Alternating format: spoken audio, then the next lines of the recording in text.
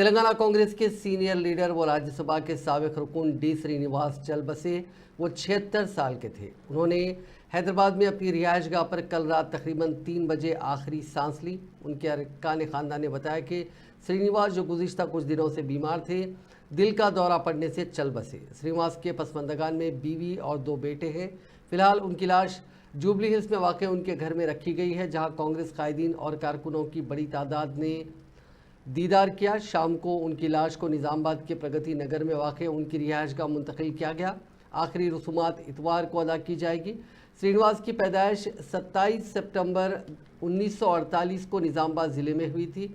उन्होंने निज़ाम कॉलेज से अपनी डिग्री मुकम्मल की। बाद में वो सियासत से वाबस्ता हुए और कांग्रेस पार्टी में शमूलियत अख्तियार की। वो 1989 में कांग्रेस पार्टी के टिकट पर पहली बार निज़ामाबाद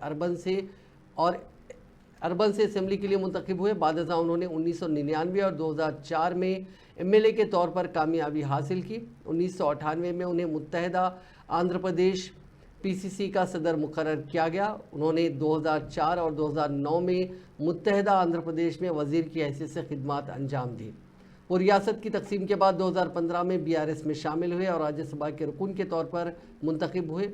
श्रीनिवास की मौत पर वज़ीर आला तेलंगाना सीएम रेवंत रेड्डी ने उनके अरकान खानदान से ताज़ियत का इजहार किया।